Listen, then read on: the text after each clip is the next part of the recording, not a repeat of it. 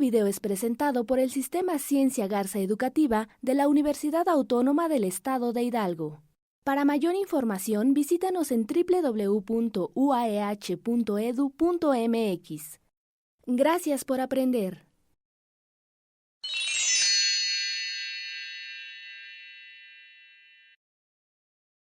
Buenas tardes. Hoy hablaremos sobre la clasificación de la investigación. Soy el doctor Salvador Camacho, del área académica de medicina de la Escuela Superior de Tlahuelilpan. Esta es nuestra clase del día de hoy. ¿Por qué investigar o para qué investigar? ¿Quién desea participar? Adelante. Para adquirir conocimientos. Para adquirir conocimientos. Para resolver una duda de interés general. Para resolver una duda de interés general. Para tener un buen andamiaje sobre un tema específico.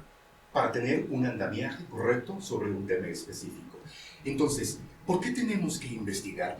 Investigar es una de las tareas fundamentales, no solamente de la praxis médica, sino de prácticamente todas las actividades del quehacer humano. Es muy importante que nosotros recordemos que para poder generar conocimientos previos, es necesario investigar, es necesario conocer y es necesario indagar. En este orden de ideas, cuando hablamos de la palabra paradigmas de investigación, nos referimos a modelos. Un paradigma es un modelo. ¿Cuáles son los modelos de investigación que se utilizan? 3 son los paradigmas de investigación que se utilizan hoy en día.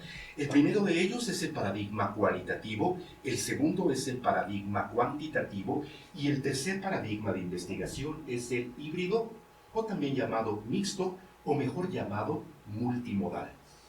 Cuando hablamos de investigación desde el punto de vista del paradigma cualitativo, analizamos el conjunto del discurso entre los sujetos que participan en la investigación y la relación del significado para ellos y para ellas. Asimismo, analizar contextos culturales, ideológicos y sociológicos.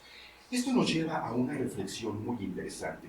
El paradigma cualitativo cualifica opiniones, actitudes, conocimientos, posturas ante un tema o un fenómeno particular.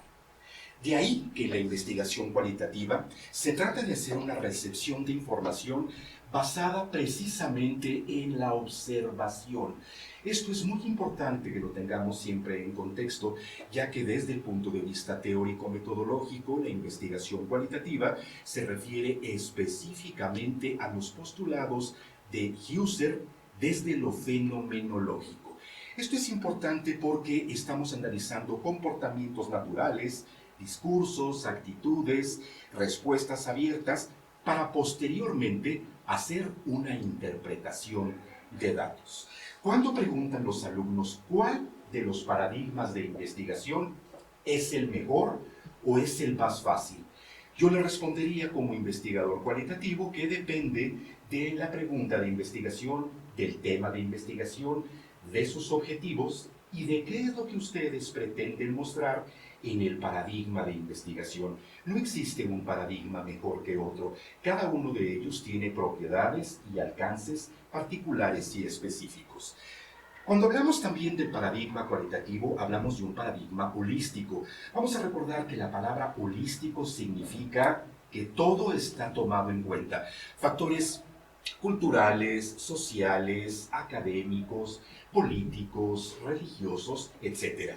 En ese orden de ideas es un método que nos permite generar teorías e hipótesis.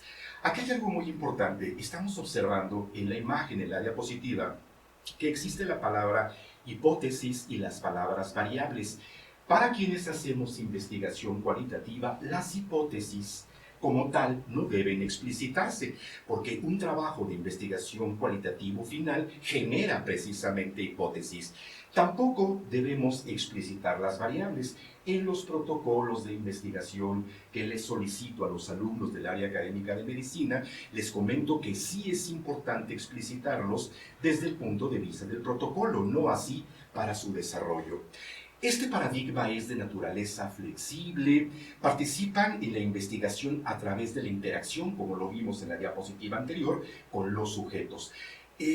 Aquí me gustaría hacer un planteamiento muy interesante. De pronto, algunas personas que no tienen mucho conocimiento sobre el paradigma cualitativo, pues comentan que no tiene fundamento o mucho fundamento científico, porque cuando manejamos la palabra flexible, no significa flexible desordenado, significa que podemos tener ciertas variabilidades en los mecanismos de recepción de información. Aquí en este momento me gustaría comentarte que es muy distinto hablar de una técnica o de un instrumento. Para los investigadores cualitativos utilizamos una técnica. La técnica que vamos a utilizar se llama entrevista semiestructurada monotemática. Para los investigadores cuantitativos, pues ellos utilizan un instrumento que habitualmente el instrumento está perfectamente validado, quiere decir que tiene validez y confiabilidad y que se puede aplicar prácticamente en cualquier nivel de población. En este orden de ideas, cuando hablamos del paradigma cuantitativo, los autores, específicamente quienes se dedican a este tipo de investigación, explicitan que utiliza la medición exhaustiva, controlada, hay una comprensión aplicada y predictiva de la realidad. Mucho cuidado con estas palabras. Desde una concepción objetiva, unitaria, estática y reduccionista. Porque lo que vamos a hacer es cuantificar. ¿Qué se cuantifican? Datos numéricos. Ejemplo, ¿qué porcentaje de la población de estudiantes universitarios utilizan como método antifecundativo el condón? Entonces, el resultado sería el 24.5% de la población del área académica de medicina utiliza el condón. Esto solamente nos habla de una especificación numérica, pero si yo les diría cuáles son las actitudes de los alumnos ante el uso del condón, esto sería totalmente cualitativo. Entonces, como ven, tanto una es importante como el otro paradigma también es importante y también es valioso y también tiene una construcción científica. En esta parte, la que sigue, sí, la que sigue, por favor. Para cerrar esta cuestión, el paradigma cuantitativo aporta entonces valores numéricos, cuantificables, poblaciones, número de población específica, etc. Además, hay experimentos con respuestas concretas para realizar, obviamente, estudios estadísticos. Aquí es importante señalar como uno de los instrumentos de la investigación cuantitativa, que es la encuesta, seguramente ustedes lo conocen porque lo hemos contestado, a lo mejor sin tanto rigor científico. ¿Está usted de acuerdo con los académicos que imparten la asignatura? Sí, no. Eso también podría ser pues algo interesante de poderlo analizar. Prácticamente para finalizar, permítanme comentarles cuáles son los aportes y las ventajas del paradigma híbrido o del paradigma multimodal.